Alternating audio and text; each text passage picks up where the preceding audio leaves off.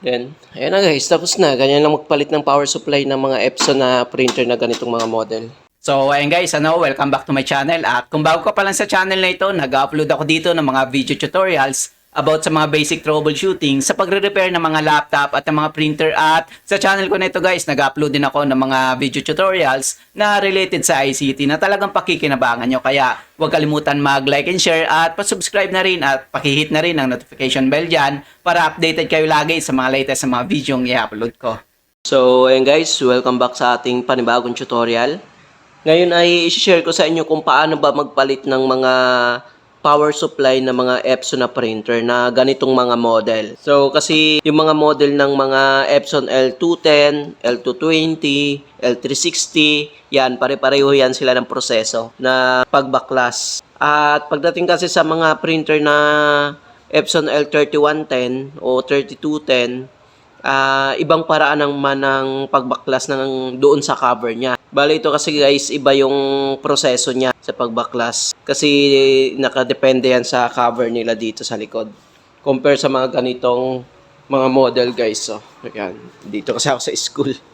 Ayan. Ito siya guys. So, ibang paraan din yan. Kasi yung power supply niya nandito sa gilid. Dito yung mga ganitong printer, yan. Yung mga ganyan. Dito yung power supply niya, nasa gitnang bahagi. So ngayon i-share ko sa inyo. Ang una natin gagawin guys ay ibaba muna natin tong ink niya, yung ink tank niya. Yan, ibaba natin. Then ito ay itatagilid natin yung printer. So yan.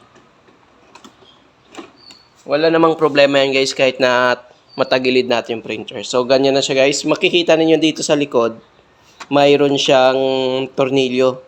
So, tatanggalin natin yan.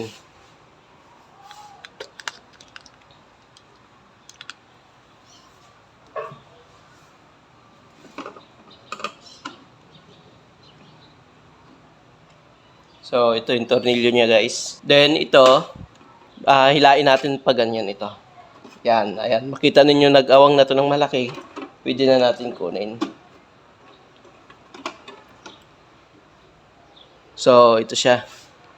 Diba? Napalitan na ng yung pad niya, pinalitan na ng cotton. Okay lang yan. So, ito ngayon, ito yung power supply niya. So, ibang klase, diba? Hindi tulad sa Epson L31, 10, 3210. Yung power supply niya nakapaganon dito sa gilid. Yan. Ito, nandito. Pero yung paraan ng pagtanggal guys sa connector niya papunta sa board, pare-pareho lang yan.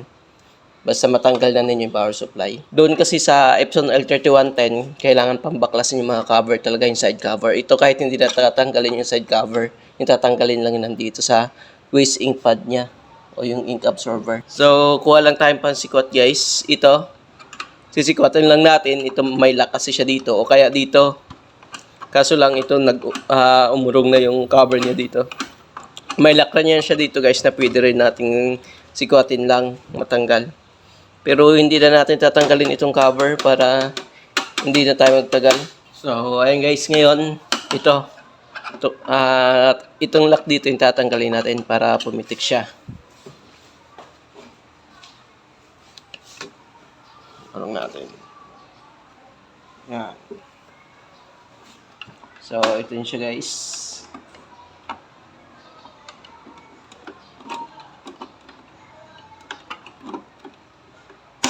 So, ayun siya guys. Pumitik na. Yan. Yan, pwede na natin ito mailabas.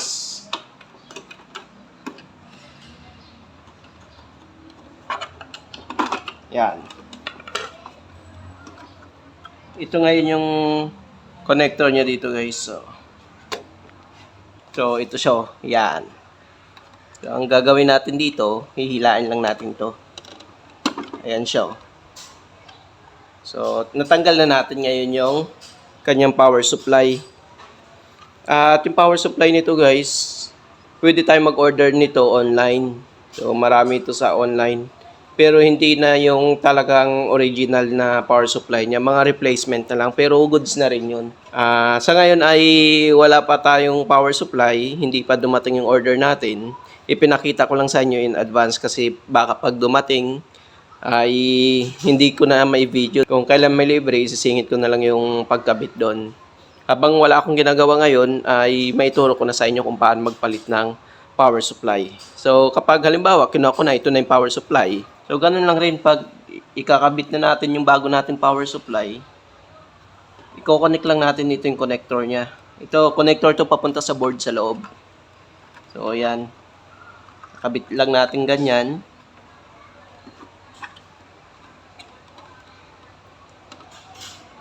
Yan. Hindiin natin. So, yun siya guys. Tapos, babalik na natin. So, ganyan siya.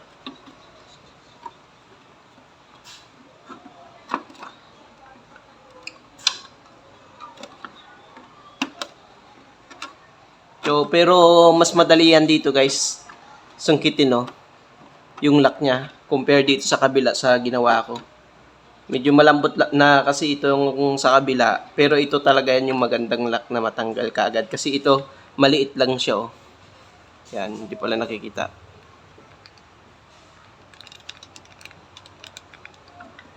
Kasi ito guys, so maliit lang siya. Madali lang siya mahugot.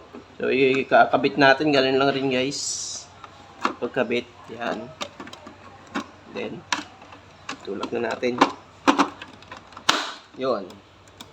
So, okay na. Ibabalik na natin to. Ibabalik natin yung tornilyo dito sa itaas. Then, ayan na guys. Tapos na. Ganyan lang magpalit ng power supply ng mga Epson na printer na ganitong mga model.